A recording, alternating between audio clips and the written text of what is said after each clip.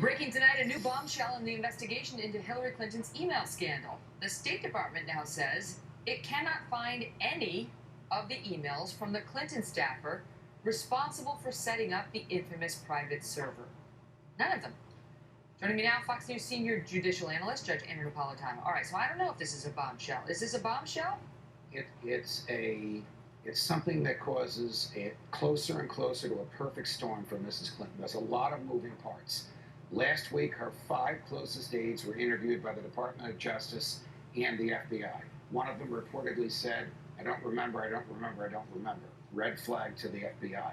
Next week, Mrs. Clinton will be interviewed by the FBI, even though she told all kinds of reporters over the weekend, I've never heard from them. Of course she never heard from them. Her lawyer has heard from them. Next week, her closest aides will be giving a deposition, an examination under oath outside of the courtroom on the whereabouts of emails.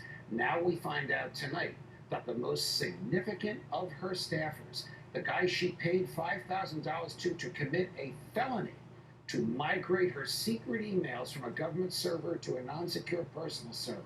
Her IT specialist, they can't find his emails. And at the same time, we learned there's a debate going on in the Kremlin between the Foreign Ministry and the intelligence services about whether or not they should release the 20,000 of Mrs. Clinton's emails that they have hacked into and received and stored.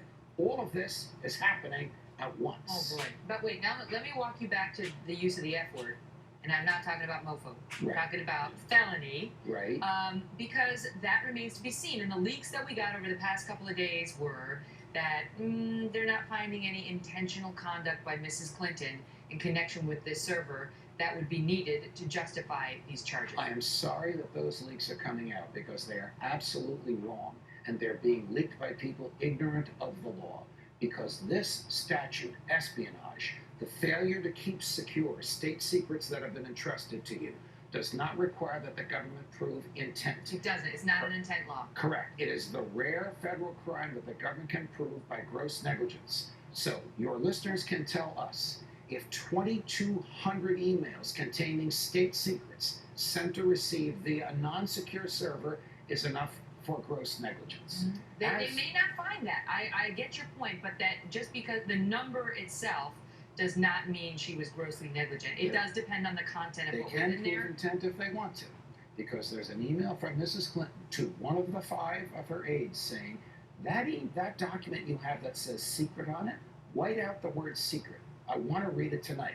Fax it from your home fax machine to my home fax machine.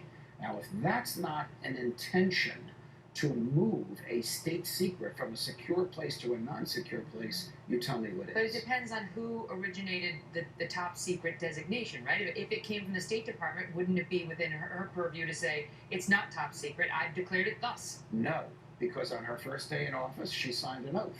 And that oath says a document is secret because of the contents of the document, not because it is declared or stamped secret. And she promised that as the Secretary of State, she understood her obligation to recognize secrets when she sees them, whether they're marked secret or not. There you go. You can tell he had a career in the courtroom. Well, I'm disappointed that her people are spreading false information, but it does tell you this politically.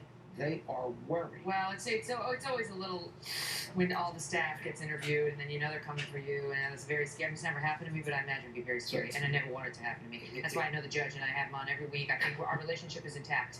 Our relationship's a great one. This is all happening to her at once. Great to see you, Judge. Pleasure. Also, Abdullah, I really can't stand him, but he would be good to have in your corner in case of an emergency. Just kidding, I love him like a brother.